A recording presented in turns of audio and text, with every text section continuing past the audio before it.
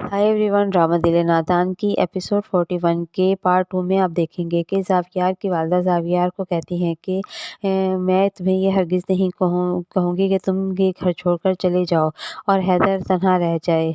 जुनैद ने गलती की है तो सज़ा भी उसे ही मिलनी चाहिए, ना कि तुम्हें।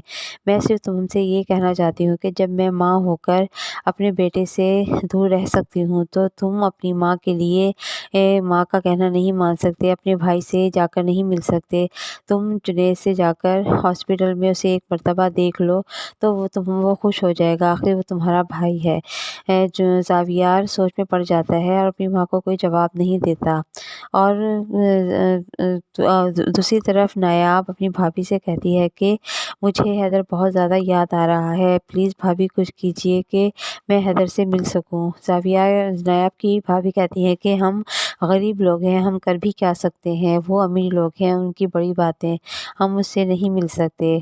नायाब के भाई जब घर आते हैं तो नायाब कहती है कि भाई अभी तक वकील ने नोटिस क्यों नहीं भेजा, मैं हैदर से कब मिलूंगी। जिस पर नायाब के भाई कहते हैं कि वो कोई भी के वकील तुम्हारा केस लेने के लिए तैयार नहीं है, क्योंकि वो बहुत बड़े लोग हैं और उनकी पहुंच बहुत ज़्यादा है, हम कुछ नहीं कर सकते और उसके लिए बहुत पैसा चाहिए। नायाब कहती है कि हमारे पास तो इतने पैसे भी नहीं हैं, तो अब क्या होगा। नायाब सोच में पड़ जाती है और नायाब जमीला को कॉल करके कहती है कि जमीला और हैदर कैसा है। जमीला बताती है कि हैदर बहुत रोता है आपको याद करके। जब नायाब कहती है कि प्लीज़ मेरी उससे उसको मुझे उसकी वीडियो पर उसको दिखा दो और मुझे उसकी आवाज़ सुना दो। लेकिन जमीला कहती है कि मैं ऐसा नहीं कर सकती और मैंने आपकी कॉल भी सिर्फ इसलिए उठाई है कि इस टाइम घर पर कोई नहीं है, सब हॉस्पिटल गए हैं, जुनैद भाई का एक्सीडेंट हो गया है।